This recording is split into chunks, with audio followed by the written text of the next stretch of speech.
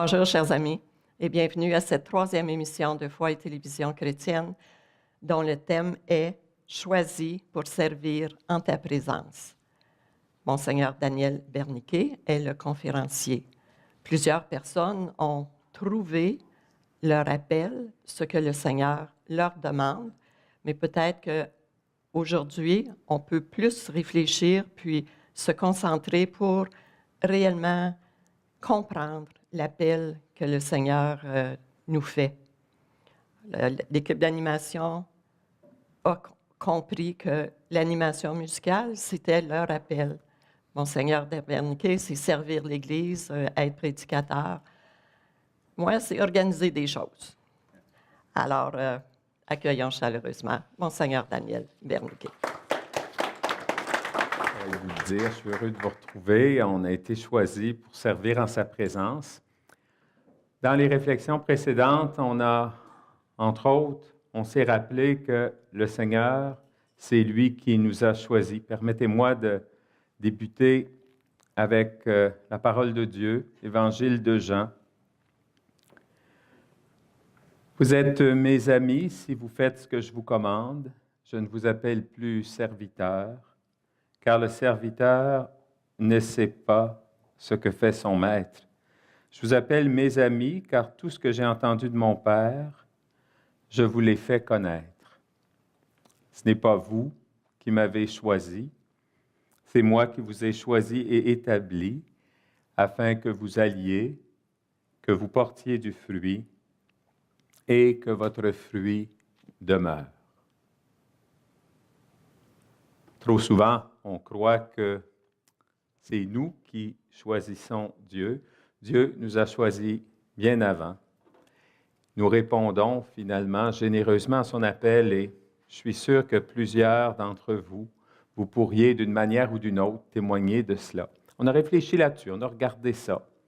Je ne sais pas où ça nous a mené, mais certainement, je l'espère que ça nous permet de toujours chercher à servir mieux, à servir davantage à la manière de Jésus. On a aussi précédemment réfléchi sur le fait que le Seigneur nous invite à travailler à sa vigne.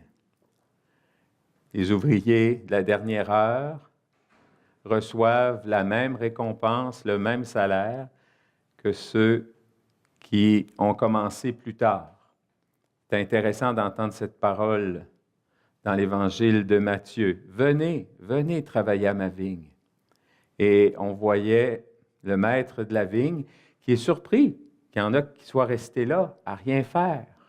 Il les invite. Et on a réfléchi aussi dans le fait que travailler à la vigne du Seigneur, c'est de chercher à vivre ça dans notre vie de chaque jour, dans le quotidien de nos jours. Et si choisi pour servir en ta présence, eh bien, c'est tiré de la prière eucharistique numéro 2, quand on va à l'Eucharistie, eh bien, justement, on est invité à vivre ces réalités-là, pas juste quand on prie, pas juste quand on est à la messe, pas juste quand on écoute la parole de Dieu, mais à longueur de journée. Et on s'est rappelé que la fin de la messe, allez dans la paix du Christ, allez glorifier Dieu par toute votre vie. Cette invitation nous est toujours faite par le Seigneur.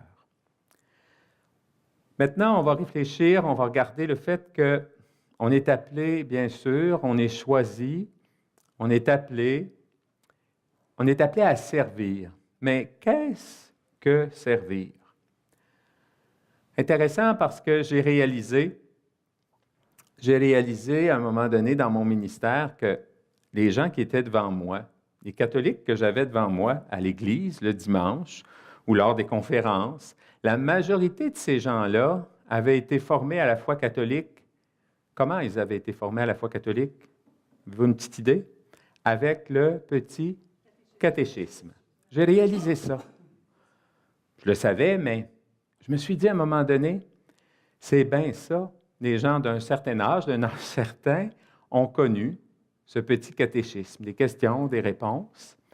Et étonnamment, l'été dernier, j'étais avec des amis, puis quelqu'un est allé le chercher. Bon, le curé était là autour du feu de camp avec eux, alors il fallait sortir le petit catéchisme. Évidemment, le petit catéchisme, on ne prend plus ces moyens-là pour exposer la foi catholique. On prend d'autres moyens aujourd'hui. Bon, ça a été un moyen pour un long moment. Et comme je viens de dire, j'ai réalisé que beaucoup de catholiques ont été formés à la foi par cet instrument, ce petit catéchisme. Et j'ai le goût de vous dire, pourriez-vous répondre à la question, pourquoi avons-nous été créés par Dieu? Vous souvenez-vous de la réponse? Je vous dis que les réponses du petit catéchisme, on les connaît bien. Alors, Dieu nous a créés. Je vais te donner un A+ pour ta réponse. C'est bien ça, hein? Dieu nous a créés pour le connaître, pour l'aimer, le servir et mériter ainsi le bonheur éternel auprès de lui. C'est intéressant parce que c'est bien ça. On le dirait peut-être plus comme ça aujourd'hui, mais c'est bien la réalité. C'est ce que nous croyons. C'est ce qui nous est révélé dans la Bible. C'est bien ça. La réponse à cette question est toute prête chez les croyants, hein, comme je viens de dire, celle du petit catéchisme de notre enfance, de votre enfance, je pourrais dire, parce que moi, j'ai été exempté de ça. Eh bien, oui, nous avons été créés pour connaître Dieu, pour l'aimer et le servir. Au moment du concile, on a dit, Dieu appelle l'être humain, l'homme, la femme, à le servir en esprit et en vérité. Bon, on comprend, hein, en utilisant cette manière de parler, c'est un petit peu plus dans la ligne de la parole de Dieu. Et dans l'Lumen Gentium, dans les documents du concile, on a dit, les croyants, les croyantes sont ceux et celles qui ont servi le Seigneur en toutes choses. Intéressant. Connaître, aimer, servir, c'est notre unique raison d'être. Mais le moi égoïste qui s'interpose nous fait trop souvent oublier cela. Quand on regarde la vie des saints, eh bien, on voit qu'il rappelle cela. Saint Ignace de Loyola ouvre les exercices en proposant aux retraitants comme première réflexion que l'homme a été créé pour louer, respecter et servir Dieu, notre Seigneur. Servir Dieu, c'est la vie de l'être humain, de toute personne sur la terre, lisons-nous au livre de Job. Mais alors, qu'est-ce que servir? Aussi surprenant que cela puisse être, nous avons besoin de nous arrêter, de nous questionner pour finalement savoir que, nous ignorons peut-être ce qu'est servir. De saisir toute la longueur, la hauteur, la profondeur, la largeur de ce mot. C'est ce qu'on va faire dans les prochains temps. À peine en aurons-nous assez pour décider de vivre ou de ne pas vivre la radicalité de ce service auquel on est appelé. Pour le dire sommairement, le mot « servir », pour qui en comprend le sens profond, provoque un bouleversement d'une telle profondeur qu'il fait vivre d'une certaine manière à contre-courant. Le mot « servir » pour Jésus, ce Jésus que nous suivons, jusqu'à nous revêtir de lui-même, pour citer la belle prière d'Élisabeth de la Trinité, a signifié connaître la mort, pas seulement celle de la croix, mais la mort de sa volonté, de son moi. Et ça nous donne un peu une piste, ce qu'est servir. Le mot « servir » pousse à ne plus exister. « Refuse-toi à toi pour adhérer à moi », Marie de la Trinité qui dit ça. Servir est un chemin, je dirais, pour redécouvrir nos origines, pour nous refonder sur nos origines.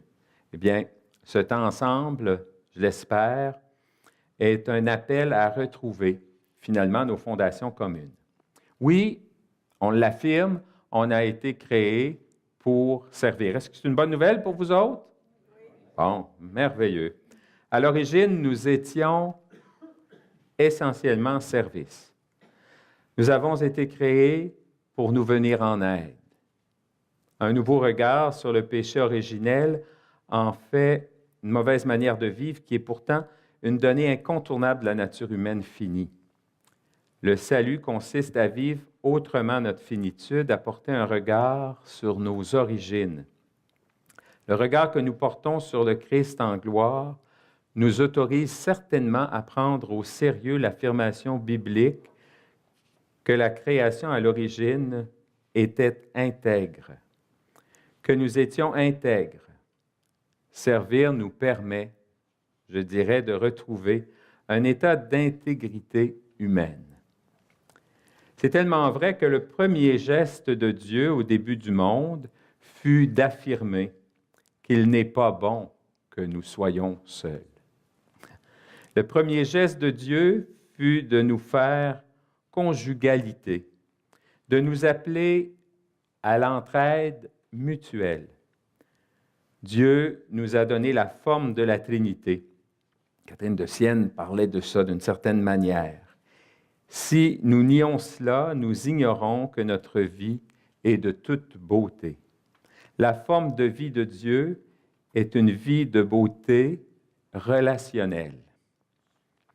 Karl Barth a une affirmation plutôt étonnante, mais je dirais au fond très orthodoxe. Si on nie la Trinité, on a un Dieu sans beauté. Nous sommes, dans le projet de Dieu, des êtres de relation, des personnes avant d'être des individus. Dit autrement, nous sommes créés pour être service. C'était cela le projet paradisiaque de Dieu.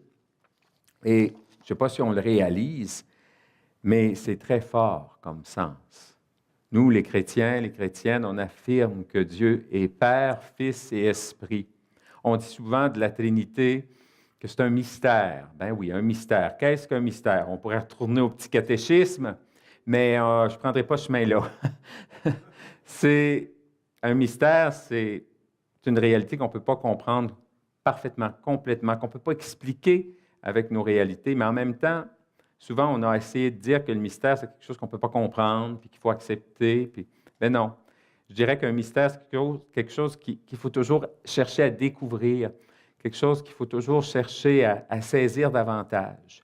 Et Dieu le fait de toutes sortes de manières, et dans la parole de Dieu, Dieu nous révèle son mystère à travers Jésus, et justement, il nous dit qu'il est Père, Fils et Esprit, et que nous sommes appelés, nous aussi, à chercher à vivre en relation les uns avec les autres, en cherchant bien sûr à aimer Dieu, à le servir et à aimer et à servir nos frères et nos sœurs. Oui, certainement que nous avons été créés pour servir. Notre but premier, notre plus grand désir, et en même temps, c'est vrai pour toute personne, c'est de nous accomplir, de nous réaliser, de devenir quelqu'un. Ce but n'est pas mesurable, quantifiable comme un objet à atteindre. Il n'est pas quelque chose de l'ordre de l'avoir, du prestige. Il est de l'ordre de l'être. Et je dirais que, comme être humain, eh bien, on a intérêt à se tourner vers Dieu, à contempler, je dirais, le mystère de la Trinité et chercher ces réalités dans nos vies.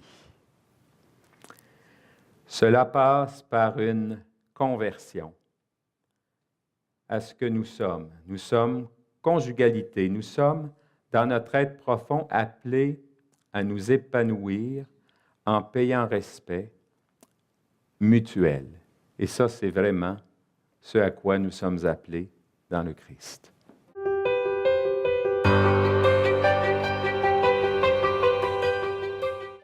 C'est que c'est nous qui décidons de faire un avec lui ou de ne pas faire un avec lui.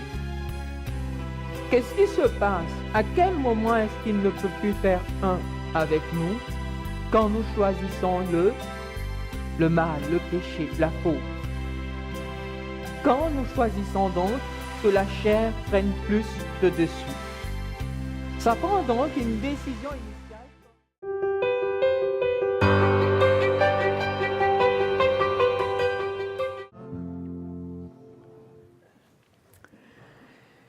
On vient de le dire, notre but premier, notre plus grand désir est de nous accomplir, de nous réaliser, de devenir quelqu'un. C'est vrai, ça, pour chacun et chacune de nous. Et ce but n'est pas mesurable, comme j'ai dit tantôt, ce n'est pas quantifiable, ce n'est pas comme un objectif à atteindre. Il n'est pas quelque chose de l'ordre du savoir, de l'avoir, du prestige. Il est de l'ordre de l'être. Cela passe, comme j'ai dit tantôt, par une conversion à ce que nous sommes. Nous sommes conjugalité, faits pour être ensemble. Nous sommes dans notre être profond, appelés à nous épanouir en nous payant respect mutuel. Et c'est le sens profond du service. Est-ce qu'on va le saisir? Espérons-le, un peu plus, un peu mieux et davantage. Le service représente la réalisation suprême de la dignité de la créature. On est d'accord avec ça? Oui, certainement, je l'espère. Le rappel de toute sa dimension mystérieuse et transcendante, au fond.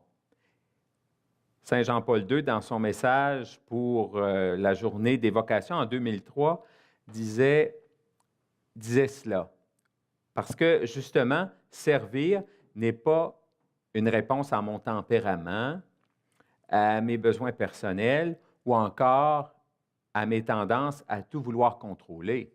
Parce que, oui, nous pouvons servir pour mieux contrôler. On voit ça des fois dans la maison, dans les couples, dans les réalités de famille, dans les milieux de travail. On voit ces réalités-là. L'ordre du service. Là. Bon, je vais faire ça, c'est correct, mais bon, voilà. Ça, c'est dans nos réalités de tous les jours. Ce n'est pas tout à fait le service dont nous parle le Seigneur. Servir est un chemin de réalisation de nous-mêmes. Alors donc, si on est choisi pour servir en ta présence, eh bien, c'est pour se réaliser et en se réalisant, ceux et celles qui sont autour de nous profitent de cela, en bénéficient, et je dirais qu'à la limite, c'est pour la plus grande gloire de Dieu. Si vous me suivez bien, servir est autre chose qu'un geste ponctuel, un devoir, autre chose qu'un faire ou un agir. Servir ne sera jamais de l'ordre du faire, mais plutôt de l'ordre de l'être. Impossible de nous réaliser sans être finalement totalement en état de service. Cette manière de vivre donne du poids de sens à notre existence. Elle accroît notre poids d'être. Nous devenons humains en servant. Et on voit ça dans l'Écriture. On voit ça dans les enseignements de l'Église. Et ce n'est pas pour rien qu'au cœur de la prière eucharistique 2, on dit « Nous te rendons grâce, car tu nous as choisis pour servir en ta présence. » Servir, nous venir en aide mutuellement, nous payer de respect mutuel est incontournable si nous voulons nous réaliser en tant que personnes humaines. Rares sont les personnes qui ont d'autres ambitions, comme je disais tantôt, que de se réaliser, que de s'accomplir. Nous ne devrions pas avoir un autre idéal, dans le fond, que de servir. Et je dirais servir à la manière de Jésus. Le service est au centre de toute vie réussie. Et ça, c'est particulièrement vrai parce que, regardez, pensez à ceux et celles que vous avez connus et aimés et qui ont été appelés à la maison du Père, qui sont retournés à la maison du Père. Les personnes qu'on a aimées et qui sont décédées, qu'est-ce qui reste après?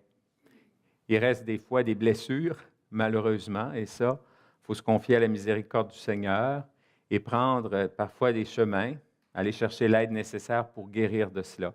Mais s'il reste quelque chose de l'ordre du beau et du bon, c'est de l'ordre du service et de l'amour.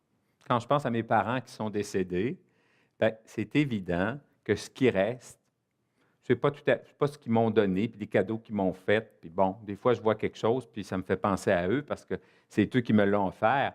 Mais dans l'ensemble, ce qui reste vraiment, quand je pense à maman, ça fait 20 ans qu'elle est décédée, bien, c'est l'amour, c'est ce qui est dans l'ordre du service. Elle a fait des choses pour moi dans cet ordre du service, mais en faisant cela, elle s'est accomplie aussi comme femme, comme épouse et comme mère. Servir, nous venir en aide mutuellement, c'est bien l'idéal que nous devons chercher. Oui, on le sait, il faut se le redire, le service est au centre de toute vie réussie. Non seulement servir est au cœur de l'Évangile, mais aussi de toutes les spiritualités précises le dictionnaire de théologie biblique nous le rappelle. Et Kierkegaard, le philosophe, affirme que le but de la vie, c'est vraiment d'être soi-même. Donc, si nous sommes conjugalité, eh bien, nous sommes des êtres trinitaires. Nous sommes donc des êtres en état de servir. Nous accomplir, nous réaliser dans le service mutuel, en nous venant en aide dans le respect mutuel, c'est quelque chose qui, au fond, devrait être tout à fait naturel. C'est quelque chose, je dirais, de divin en nous. C'est quelque chose de divin en nous.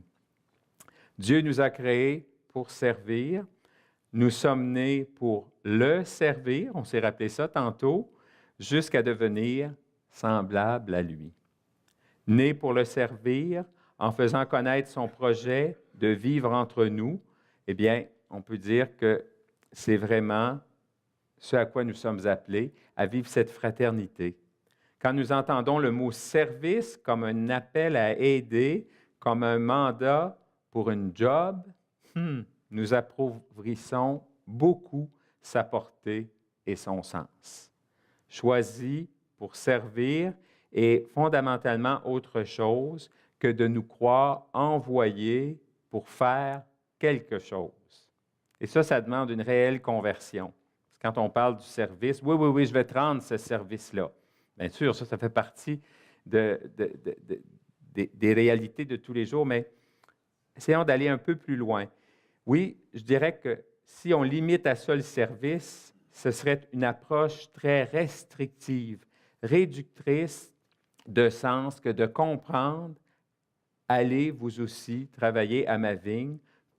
Quand on entendait cette invitation du Seigneur dans l'Évangile de Matthieu, la dernière fois que nous étions ensemble, eh bien, si on réduit le service à quelque chose à faire, nous nous trompons. On pourrait dire que finalement, le service, c'est un chemin de béatitude. C'est bien ça, un chemin de plénitude.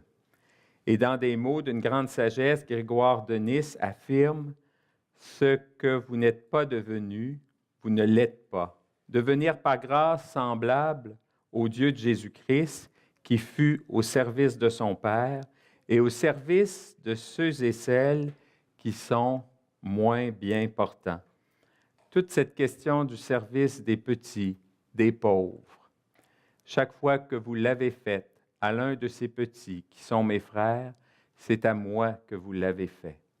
Eh bien, on a l'impression que c'est faire des choses. C'est comme, je disais tantôt, un peu comme une job. Bon, je vais faire ça, puis après ça, je vais faire d'autres choses. Mais c'est de demander au Seigneur cette capacité d'être constamment en état de service, semblable à lui, parce que nous sommes nés pour le servir. Nous sommes là pour faire connaître son projet. Nous sommes appelés à vivre cette fraternité. Évidemment, pour moi, c'est facile de vous partager ça, de vous parler de ça, mais de réaliser ça chaque jour, il faut y arriver et on peut y arriver avec l'aide du Seigneur. Oui, s'y servir est ce qui nous rend en harmonie avec nous-mêmes, avec nos origines. Il faut en déduire aussi que c'est un chemin de béatitude, un chemin de plénitude. Notre beauté originelle, notre beauté première, notre béatitude première, eh bien, c'est d'être service. Nous sommes façonnés pour devenir personne, quelqu'un semblable à Dieu. Image et ressemblance à Dieu. Il y a en nous comme un ADN de Dieu. Dieu est service. Dieu est don total. Servir est l'autre nom de l'amour. Et ça, je disais ça tantôt, quand je rappelais qu'au terme de notre vie, qu'est-ce qu'on voudra laisser? C'est certainement quelque chose de l'ordre de l'amour, de l'ordre du service. Réussir à être dans nos personnes service est l'œuvre la plus noble de toute vie. Et cette réussite-là nous fait être des icônes vivantes de la Trinité. Nous sommes créés pour devenir Trinité, au fond, et ce sens du service est bien loin de la devise « servir d'abord » de certains clubs sociaux. Ce n'est pas tout à fait ça. Et qui est à comprendre comme il faut faire quelque chose. Demandons au Seigneur qu'on puisse toujours chercher à le servir, chercher à servir nos frères et sœurs, en nous rappelant que lui-même a été service pour son Père. Quand on pense au Christ Jésus, il a choisi, et la parole de Dieu nous le rappelle, « Je suis venu, non pas pour être servi, mais pour servir, donner ma vie. » Eh bien, c'est bien ce à quoi nous sommes appelés dans le Christ. C'est une bonne nouvelle pour vous, c'est une bonne nouvelle pour moi. Oui, la parole de Dieu nous le dit, ce n'est pas vous qui m'avez choisi, c'est moi qui vous ai choisi, établi, pour que vous portiez du fruit, un fruit qui demeure. Oui, nous te rendons grâce, Seigneur, car tu nous as choisis pour servir en ta présence.